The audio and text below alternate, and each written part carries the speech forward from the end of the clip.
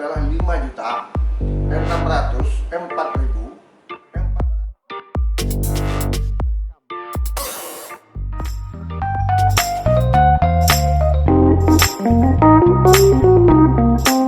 Hari ini kita berkunjung ke Dinas Kependudukan dan Pencatatan Sipil ya, Provinsi Sumatera Barat. Nah, ini siapa bro penggawain bro? Bapak Besri, Pak Besri Rahmat. Siap. Luar biasa. Kita Alhamdulillah. Gimana Pak, sehat Pak? Alhamdulillah sehat walafiat, berkat Semangat doa, Pak, ya? semangat. Yoi. Habis Memang olahraga kayak Pak? Habis olahraga Pak ya? Secara rutin olahraga. Wah, luar biasa. Masih hobi nyanyi Pak? Masih. Masih hobi nyanyi. Nah, gimana bro? iya bro. Bro, di Jawa kan ini Kadis Kependudukan dan Pencatatan Sipil. Kita tes dulu bro. Yoi. Jumlah penduduk Sumatera Barat berapa Pak? Jumlah penduduk Sumatera Barat itu menurut hasil data konsolidasi bersih terakhir yang dirilis oleh jajaran Direktorat Jenderal Dukcapil, karena kita itu data kependudukan itu terpusat, sudah satu, sistem informasi administrasi kependudukan. Nah, jumlah penduduk Sumatera Barat itu adalah 5.604.457 jiwa. Mantap bro, Sampai ke digit terakhir. Iya. Biasa Beliau ini mumpuni bro. Iya lah. Sebagai kepala dinas provinsi ya. Bisa diakui beliau Bisa sebagai diakui, ya. kepala dinas ya. Nah Siap. Pak, ini ya Gimana, pastinya Bro? luar biasa sekali Pak Bes. Kita panggil Pak Bes ya. Bro. Karena Bro, kita silakan bro. Biar semangat. Biar semangat. Pak Bes. Oke, Pak Bes. Nah kemarin baru saja meraih predikat peringkat pertama di Provinsi Sumatera Barat sebagai OPD terinovasi. Benar. Itu Pak, mungkin bisa. Betul. Pak? Ya. Jadi dalam pengumuman lomba inovasi OPD se-Provinsi Sumatera Barat, kita itu dinyatakan sebagai OPD yang terbanyak meraih dan melakukan inovasi.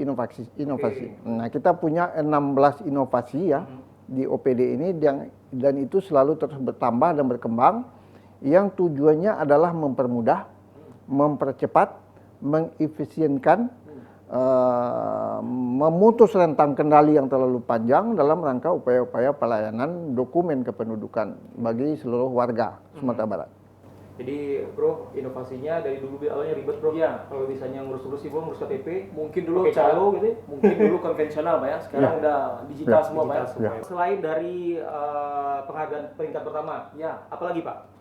Nah, selain juara pertama dari jumlah inovasi terbanyak, kita itu dalam skala provinsi, dalam skala nasional, kita dinyatakan juga sebagai provinsi dari 34 provinsi sebagai juara satu provinsi terbaik dalam melakukan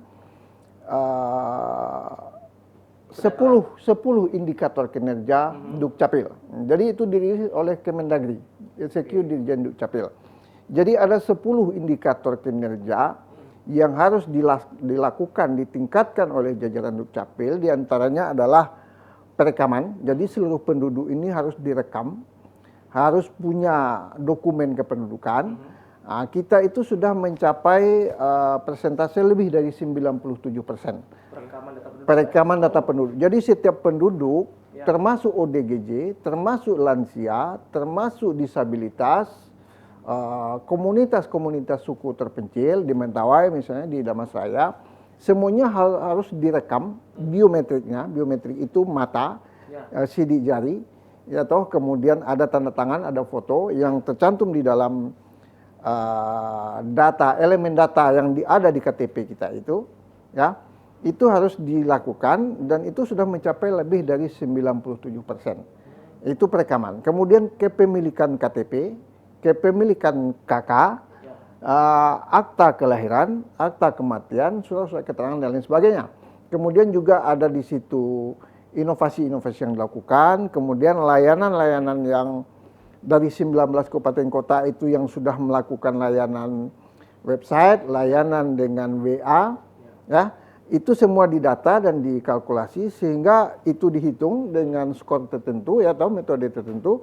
Dan kita dinyatakan oleh pusat itu sebagai yang terbaik dalam melakukan 10 indikator kinerja itu bersama ya Provinsi Lampung, Jawa Timur, dan Kalimantan Timur. Itu berada di level paling tinggi, di level keempat.